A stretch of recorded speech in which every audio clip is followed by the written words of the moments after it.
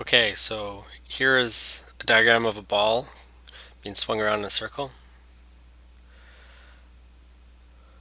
So at any point in time, that ball has some instantaneous velocity, and that's tangent to the circle.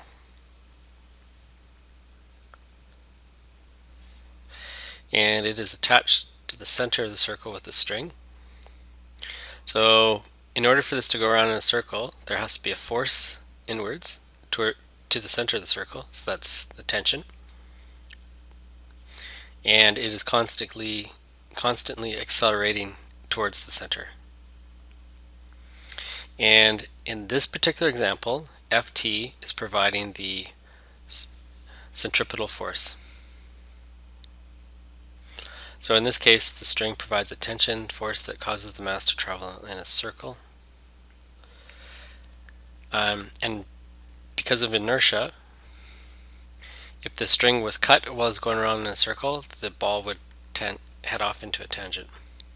So the mass would want to continue moving at its current velocity. So that's one description of circular motion. Okay, in order for a circular motion to occur, mass requires a force inwards, and we call that the centripetal force, or Fc. And it causes the mass to accelerate to the center at all times. And acceleration is caused by a change in velocity, and it's the direction of the velocity that's changing, not necessarily the speed. So here's a really important thing. Fc and Fnet are very similar concepts. Fc is a resultant force. So if you think about, like, say, a book on the floor being pushed, so it's sliding, and say this is equal to 10 newtons, this is Fg. We say in this particular instance that Fnet equals 10 newtons. Fnet does not go on the force diagram, it's just the resultant of the forces. Another example could be, maybe you have something like this, Fn, Fg, and they're equal. And then you have, like, say, one force, F equal to 20 newtons. You have another force, F2 equals to 40 newtons. And maybe another force that's equal to 5 newtons. We'd say in this case that Fnet is equal to 20 plus 40 minus the 5. So that'd be 55 newtons. Again, this is the amount of imbalance, or it's the total amount of force, the arithmetic sum of the forces.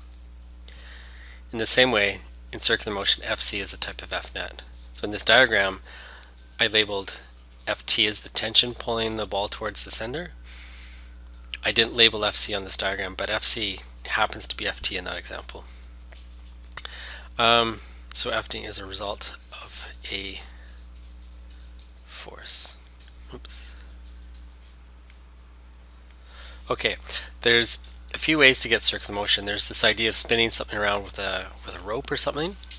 Another way would be through gravity. So for instance, there's the sun, here's the earth, well, here's the earth,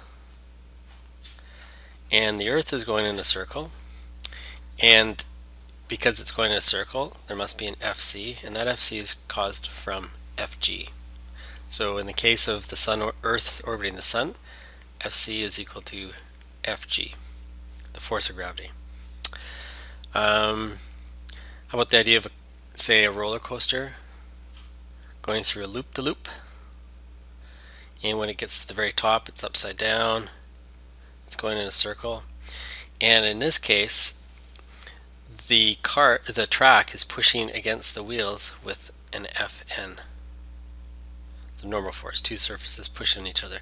In this case, Fc equals Fn. And this is very similar to the example we did in class with the hoop and the marble. If you guys remember that, the marble goes in a circle, and it's Fn pushing it in a circle. Friction. This is kind of like the example we had with the piece of plastic on the turntable, but you could have, like, another example would be a car going around a circle in a road, and in this case it's friction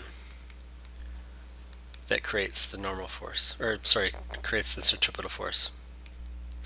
And the last example, and we'll get more into details, but these are just kind of an overview. The last example could be that when a positive charge goes into a magnetic field, not only do we know that it has a force acting on it using the right hand rule, but in fact it goes in a circle. So in this case, the centripetal force is from the magnetic force.